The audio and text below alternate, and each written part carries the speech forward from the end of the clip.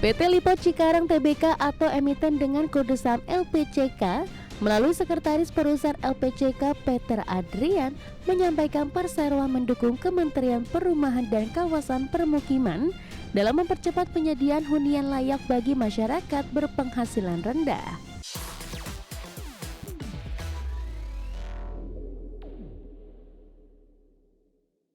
PT Lipo Cikarang Tbk atau emiten dengan kode saham LPCK menyatakan dukungan terhadap rencana pembangunan rumah subsidi pemerintah di kawasan Meikarta.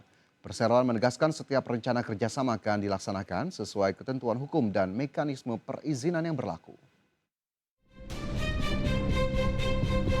PT Lipo Cikarang Tbk atau emiten dengan kode saham LPCK melalui Sekretaris Perusahaan LPCK Peter Adrian menyampaikan perseroan mendukung Kementerian Perumahan dan Kawasan Permukiman dalam mempercepat penyediaan hunian layak bagi masyarakat berpenghasilan rendah.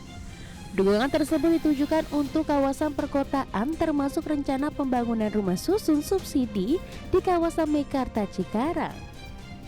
Peter Adrian menjelaskan saat ini LPCK masih melakukan pengkajian lebih lanjut atas rencana yang disampaikan Kementerian PKP. Perseroan memastikan penyediaan atau kerjasama akan dilaksanakan sesuai hukum dan peraturan perundang-undangan yang berlaku. Menurut manajemen LPCK, rencana pembangunan rumah susun subsidi di kawasan Meikarta sejalan dengan kerangka kebijakan dan program pemerintah. Pelaksanaan rencana tersebut akan tunduk pada mekanisme perizinan dan ketentuan yang berlaku. Sepanjang pengetahuan perseroan hingga saat ini tidak terdapat kewajiban hukum tertentu yang secara langsung menghalangi pelaksanaan rencana pembangunan tersebut.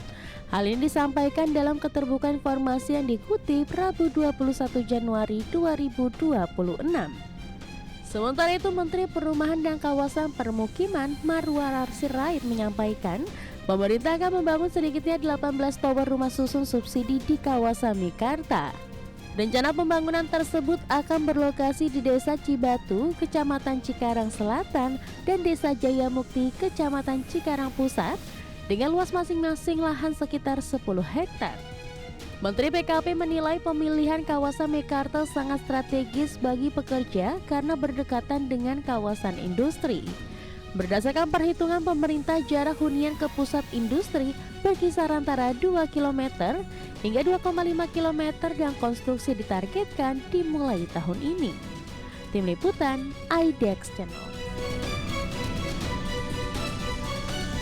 PT Cisarua Mountain Dairy Tbk atau Cimory memperluas lini bisnisnya dengan mendirikan entitas baru yakni PT Arta Rasa Cimory. Langkah ini dilakukan untuk menunjang rencana pengembangan usaha jangka panjang perseroan. PT Cisarua Mountain Dairy Tbk atau Cimory memperluas lini bisnisnya dengan mendirikan entitas baru PT Arta Rasa Cimory. PT Arta Rasa Cimory resmi dibentuk pada 15 Januari 2026 dengan modal dasar 10 miliar rupiah. Nilai nominal saham anak usaha ini ditetapkan Rp100.000 per saham. Dari modal dasar tersebut sebanyak 25.000 saham telah ditempatkan dan disetor penuh dengan total nilai 2,5 miliar rupiah. Dalam struktur kepemilikan, Cimory menguasai 99% saham PT Arta Rasa Cimory, sementara 1% saham lainnya dimiliki oleh Farel Grandi Suri. Dengan komposisi ini, ARC menjadi entitas anak yang dikendalikan penuh oleh Cimory.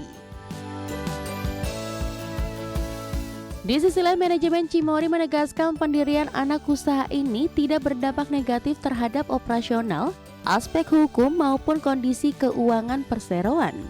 Adapun kinerja Cimory hingga kuartal 3 2025 tercatat solid dengan laba bersih 1,6 triliun rupiah atau tumbuh 38,52% secara tahunan. Pertumbuhan tersebut didorong penjualan yang mencapai 7,87 triliun rupiah, memperkuat fundamental bisnis perseroan. Berbagai sumber IDEX Channel. PT Pertamina Geothermal Energy Tbk merombak jajaran direksi melalui RUU PSLB dengan menunjuk Ahmad Yani sebagai Direktur Utama baru. Pergantian pimpinan ini sekaligus menguatkan strategi Pertamina Geothermal dalam mendorong ekspansi panas bumi, inovasi teknologi, serta target kapasitas terpasang hingga 1,8 gigawatt pada 2033. PT Pertamina Geothermal Energi Tbk atau emiten berkode saham PGO merombak pucuk pimpinan perusahaan melalui rapat umum pemegang saham luar biasa yang digelar di Jakarta pada Senin 20 Januari 2026. Dalam rapat tersebut, pemegang saham menyetujui penunjukan Ahmad Yani sebagai Direktur Utama menggantikan Julfi Hadi yang telah mengajukan pengunduran diri sejak November 2025.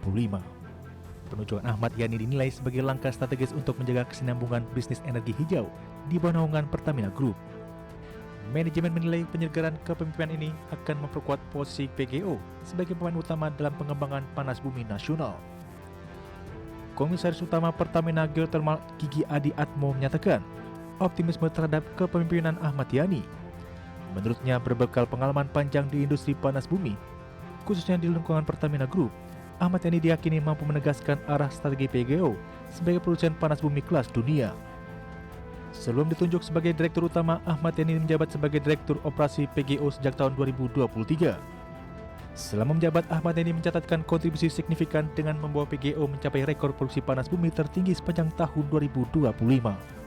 Dalam keterangannya, Ahmad Yani menargetkan kapasitas terpasang PGO mencapai 1 gigawatt atau setara 1000 megawatt dalam 2 hingga 3 tahun ke depan.